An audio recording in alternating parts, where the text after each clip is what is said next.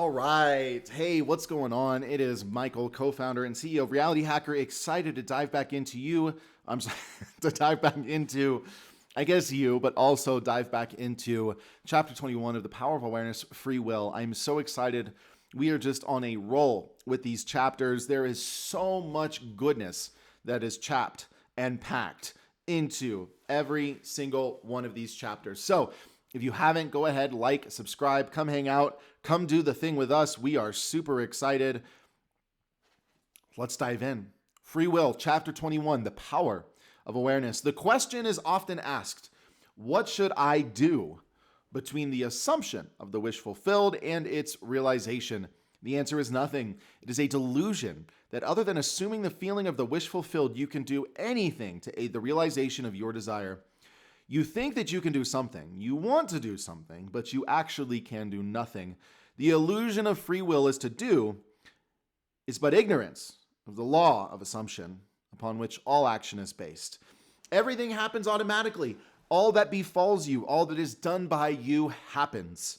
Your assumptions, conscious or unconscious, direct all thought and action to their fulfillment. Now, to understand the law of assumption, to be convinced of its truth, means getting rid of all the illusions about free will to act.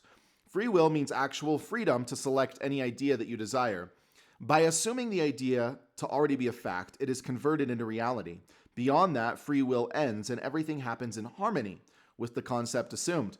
I can of my own self do nothing because I seek not my own will, but the will of the Father which has sent me. In this quotation, the Father obviously refers to God. In an earlier chapter, God is defined as I am. Since creation is finished, the Father is never in a position of saying, I will be. In other words, everything exists, and the infinite I am consciousness can only speak in the present tense. Not my will, but thy will be done.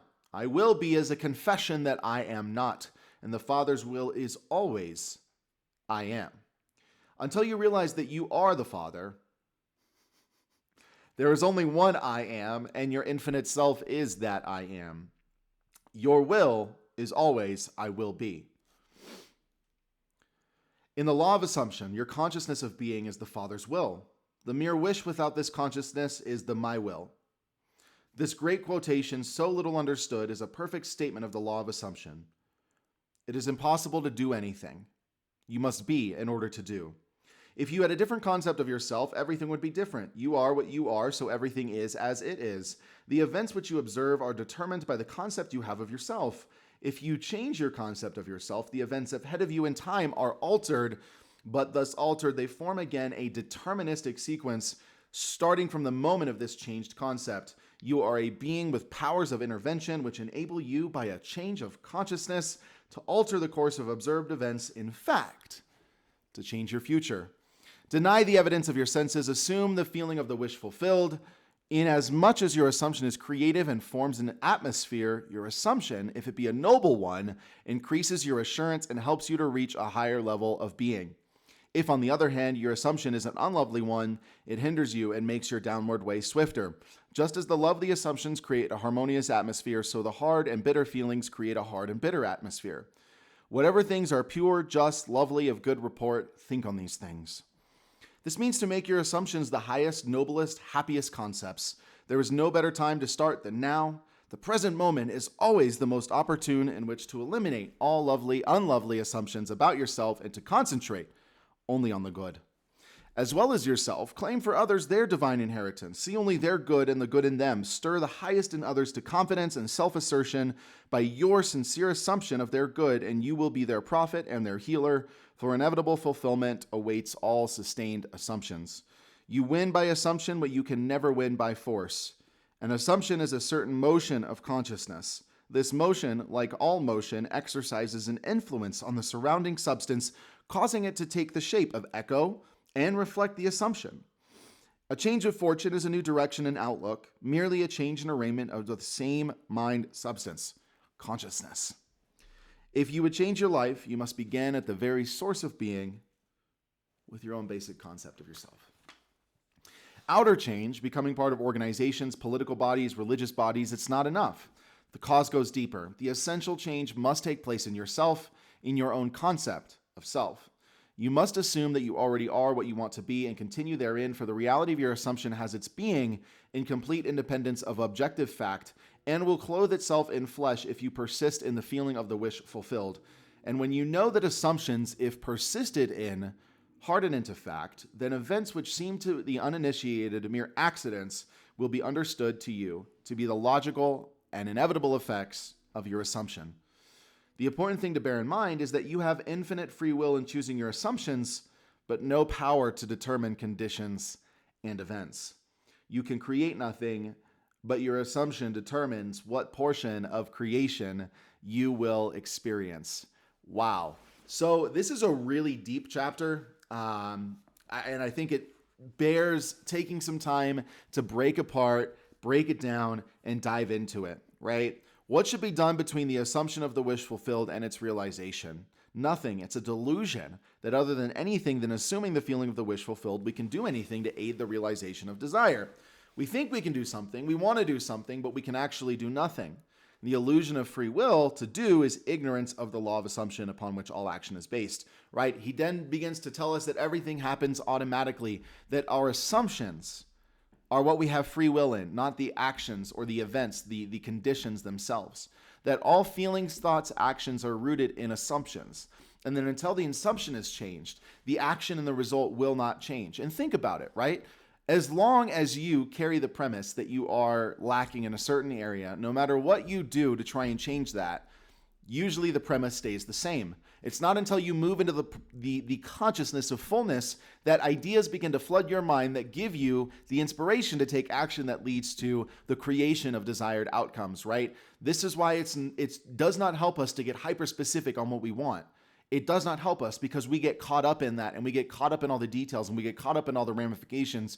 What we need to get caught up in is the feeling of the wish fulfilled, the consciousness of being what I want to be without being concerned about whether that thing is showing in my reality immediately or not. It's our addiction to needing the thing to show up immediately that literally keeps us perpetually out of the right states of consciousness that lead to where we want to go. Instead, if we can just go back to the core assumption, allow the assumption to change. And when you know the assumption changes, because not only does the world change, but your body change. Not only does your body change, but the world changes, people's interactions towards you. And that's what most people don't understand.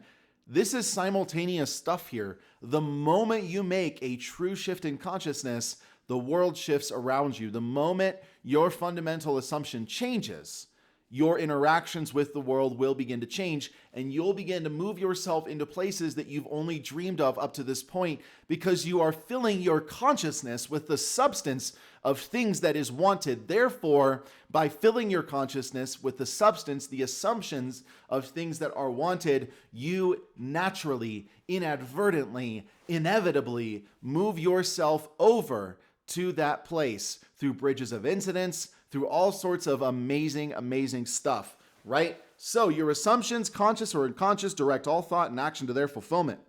To understand the law of assumption, to be convinced of its truth, means getting rid of all the illusions about free will to act. Free will actually means freedom to select any idea that you desire. By assuming the idea to already be a fact, it's converted into reality. Beyond that, free will ends and everything happens in harmony with the concept assumed. It's so amazing when we get this.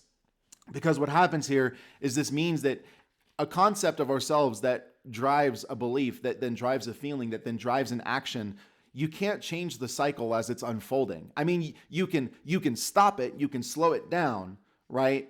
And you can potentially prevent yourself from actually moving into a place where you actually experience a negative outcome, right? And that comes through monitoring your reactions. That comes through being mindful of the consciousness that you allow to drive throughout the day, because that's the important thing. Your brain connected to infinite intelligence. You don't have to micromanage your brain. And I know that's a hard concept for so many of us because whether we deal with depression, ADHD, anxiety, whatever it is, we feel like we have this need to control our brain so that we don't let it go uncontrolled, because we think that if we let it go uncontrolled, it will control us. But the reality is, it is in our attempt to control the brain that the brain is controlling us. It is an endless war that we fight. This is why the brain must be understood as a cognizant processee, in most cases, to be an effect. What happens during effects, right? The brain is not a master. It is not a leader. It should be positioned as a follower. And the only way the brain will be positioned as a follower is if we can truly rest in the assumption of the wish fulfilled, because then the brain will follow the heart. As a person thinks in their heart, so they become. The brain follows the heart. But if the heart's conflicted, the brain's conflicted. If the heart's at war, the brain's at war. And if the heart doesn't matter, and if we don't give what happens in the heart credence, the brain is going to beat us down. This is why it's so important that in the heart, right, in consciousness, we become consumed by the feeling of the wish fulfilled, because the idea is to take action, the actual action to take, it all happened naturally, right? Just in the same way we unconsciously create negative cycles in our lives from fragmented self-concepts that lead to crappy relationships and convoluted power dynamics that result in creating the same cycles in perpetuity, we do the same exact thing on the other end of the spectrum, on the positive end of the spectrum. It's amazing. It's absolutely amazing.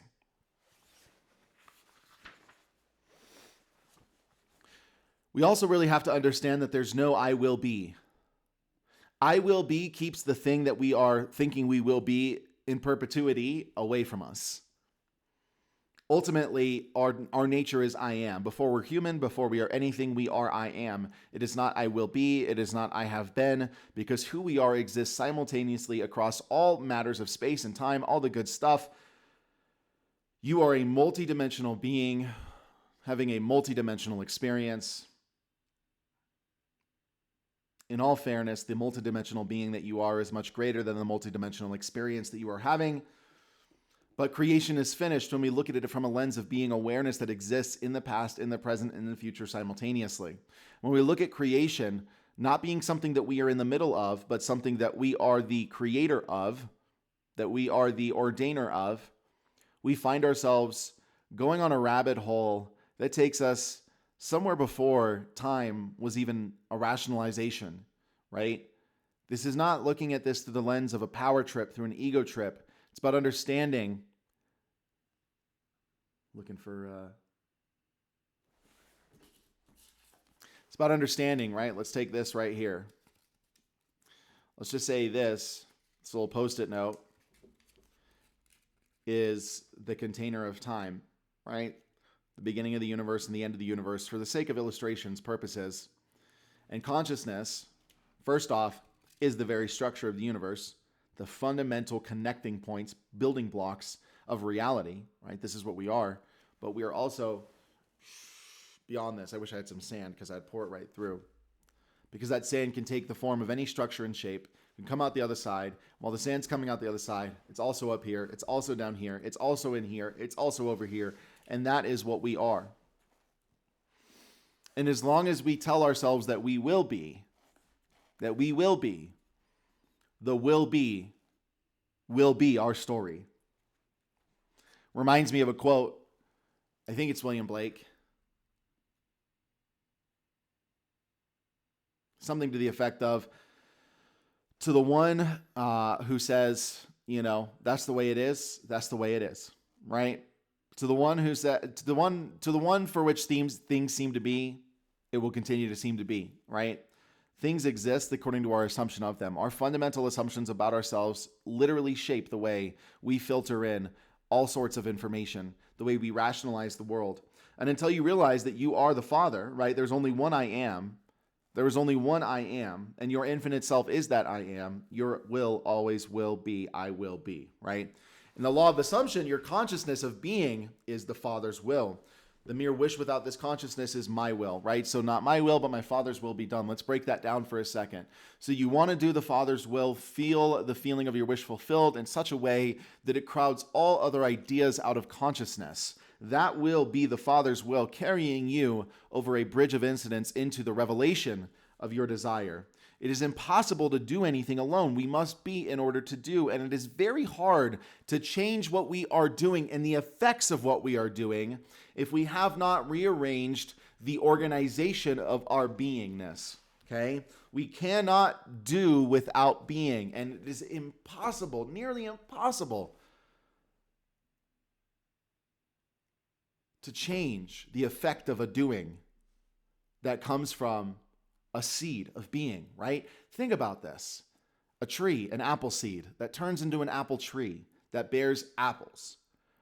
Think about somehow trying it to, in the middle of the process of the apple tree growing an apple, you say, well, I want to really try and grow an orange. Tons of things have to be completely reorganized that are far beyond the seed. You have to reorganize root structures, chemical compounds, chemical bonds, all sorts of atomic structures. Those things have to be moved around. Their fundamental state has to be shifted in order for the manifestation, the fruit, to be different. God, so good, man.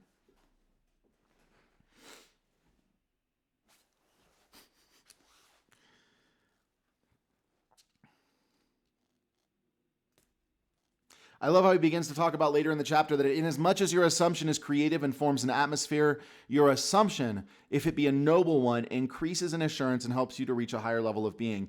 If, on the other hand, your assumption is an unlovely one, it hinders you and makes your downward way swifter. Think about that. Think about negative assumptions that you carry.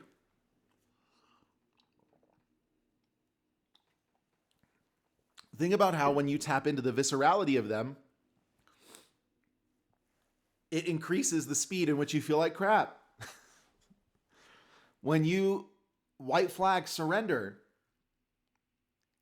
to crappy beliefs, your mood is deteriorated very quickly. Right? Just as lovely assumptions, truly lovely assumptions create a harmonious atmosphere, hard and bitter feelings create a hard and bitter atmosphere, right? Whatever so things are pure, just, lovely, of good report, think on these things. Ultimately, this is about making your assumptions the highest, noblest, and happiest concepts. There's no better time to start than now. The present moment is always the most opportune in which to eliminate all unlovely assumptions and concentrate only on the good. You win by assumption what you can never win by force. And it's when we've been trying that we're being given an indicator that it's time to approach it with a different way. And I dare you to fully immerse yourself in the consciousness of being. And I'm not talking about mentally, I'm talking about your body being immersed in the consciousness of being a thing, and watch how your action changes. Watch how your inspiration for action changes. Watch how your outcome changes. But you can't go back and forth because a double-minded person is unstable in all of their ways. You can't go back from lack to fullness, because, I mean, you can, right? But you're going to create more of that convolution in your life. This is why this is not, something to be toyed around with. Like, if you want to really do this, commit, persist, move into the place where the feelings are permeating, right? And if you're having a hard time with those feelings permeating, most likely it's because your attempt to move here is being combated by another crappy belief. We cannot move into a new state of consciousness and identify with it as long as we believe we are an old state of consciousness. We can't, right? As long as I believe I am fundamentally screwed, I can't really move into a place where I'm abundant. I can't. Because that fundamental screwedness actually has more power than that abundance there. Unless I carry that abundance in fullness without even being cognizant of being fundamentally screwed. And I'm talking in so much as it being a small thought in the back of our head. If there's even a small thought in the back of our head, we have not impregnated. We've not. Super, super, super, super important here. An assumption is a motion of consciousness, right? This motion, like all motion, exercises an influence on the surrounding substance, causing it to take shape, causing it to echo, and causing it to reflect the assumption, right? A change of fortune is a new direction and outlook, merely a change in arraignment of the same mind substance consciousness, right? We're not recreating, we are rearranging. The power with which you use to manifest, you have always been using, and you will continue to use, because you are all imagination. Imagination is the vehicle for influencing reality. And if you would change your life, you must begin at the very source with your own basic concept of yourself, right? The important thing to bear in mind here is that you have infinite free will in choosing your assumptions, but not conditions and events. And this is why focusing on conditions and events more often than not produces lack than it does fullness, Because as long as I am hyper specific about an event that I know is not happening right in front of me, because of the way the brain works, it's working backwards. We're literally trying to reverse the creation of reality. And so what we want to be doing is going to that fundamental assumption.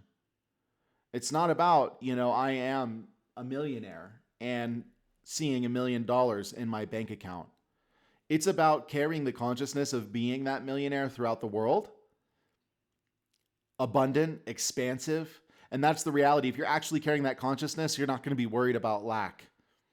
You're not going to be worried about there not being enough. You're not going to be worried. That's not going to be something you're obsessed with. There's going to be an expansive nature built into this state of consciousness. And it will drive, and you'll begin to see that value in everything, not just in your bank account. When you truly begin to carry the consciousness of being what you want to be, you begin to see that thing in everything that is. You begin to see, especially if it's an expanded value, you begin to see expansion in everything. You begin to see growth in everything. You begin to see more than enough in everything. In the same exact token, if my fundamental assumption is that nobody's there to help me, there's no resources, blah, blah, blah, blah, dude, you're going to see that in everything. You're going to experience that in all of your interactions. So our job here is not to focus on creating conditions and events. Our focus is to go back to the source, to our concept of ourself. Because when we come to a concept of ourself, the concept does not occupy events. The concept may lead to the experience of an event, but the concept is not an event itself. The concept can be conditioned to an event, but the concept is not an event. This is why it's tremendously important when we continue to go back over this to understand one thing, right? That it's not about determining conditions and events. It's about assumptions. And that ultimately, I'm not creating anything. But what's happening here is my assumption is determining what portion of creation I am in fact experiencing in that moment. And the wonderful news here is that assumption can be fully shifted literally in any given moment, and your entire life can change in the blink of an eye. But it's not about it changing for you. It's about it changing through you. Wow. Life doesn't change for you. It changes through you. That being said, I've had an amazing time chatting with you guys today. We've gone through chapter 21. If you like what you heard, go ahead, like, subscribe, comment, give some feedback. We'd love to hear what you have to say. We'd love to dialogue with you. And I hope you stay tuned for chapter 22, which is persistence, and that will be appearing shortly. Hope you have an amazing morning, evening, night, and I'll talk to you soon.